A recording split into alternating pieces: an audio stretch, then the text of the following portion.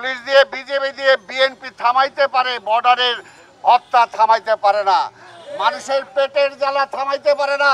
কি রিকশাওয়ালা ভাইরা, বনরুটির দাম বাড়ছে না কমছে? চালের দাম বাড়ছে না কমছে?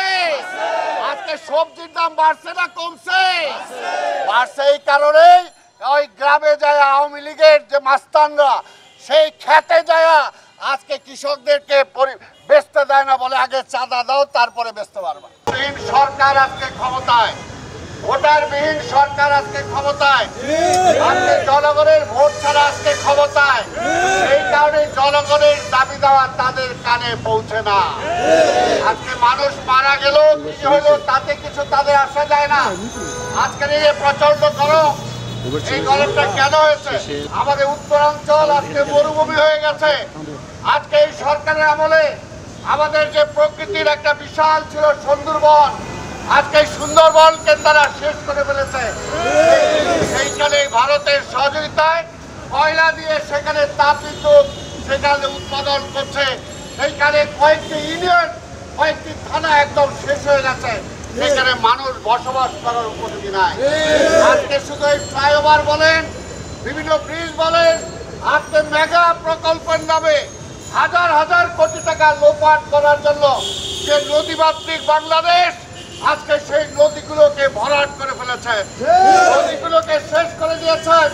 আজকে ভারত থেকে আমরা স্বাভাবিক যে পানির প্রবাহ আজকে সেটা আমরা পাচ্ছি না, কিন্তু ভারতের সাথে সেটা তারা কোনোভাবেই চুক্তিও করতে পারে না, আনতেও পারে না।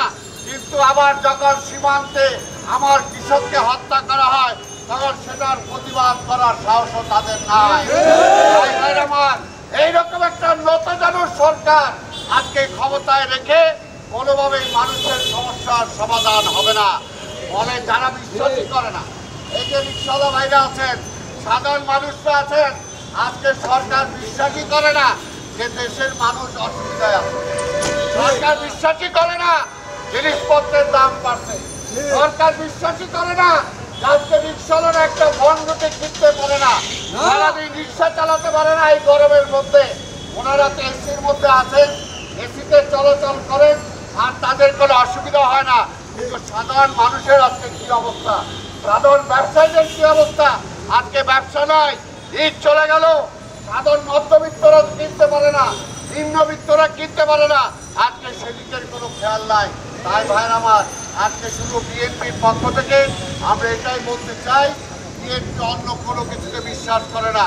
বিএনপি ভোটের রাজনীতিতে বিশ্বাস করে। সেই কারণে 28শে অক্টোবর এখান থেকে তারা বিএনপির উপরে যেভাবে নির্মম আঘাত করেছে, আমাদের নেতা কর্মীদেরকে হত্যা করেছে, জেলখানায় নিয়েছে, আমাদের পুলিশে দাম দিয়েছে যাতে নির্বাচনে বিএনপি মাঠে না থাকতে পারে।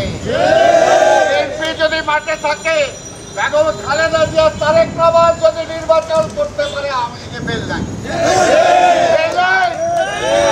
কথা বলে বেগম খালেদা জিয়া এই পর্যন্ত বাংলাদেশের কোন নির্বাচনে কি কোথাও হারছে? হারে নাই। কিন্তু বর্তমান অবৈধ প্রধানমন্ত্রী কিন্তু সব জায়গায় হারছে, এই জায়গায়ও হারছে, এই জায়গায়ও হারছে। সেসব অখ্যাত একজন মেজর ছিল মান্নার, তার বিরুদ্ধে হারছে। তাই আমরা বিশ্বাস করি জনগণের ভোটে, আমরা বিশ্বাস করি। তাই সরকারকে এখনো বলবো সময় আছে, সময় আছে। অনতিবিলম্বে পদত্যাগ করে তত্ত্বাবধায়ক সরকারের অধীনে আজকে নির্বাচন দেন, এবং নির্বাচিত সরকার আসলেই জনগণের সুখ দুঃখ বুঝতে পারবে, জনগণের কথা বলতে পারবে।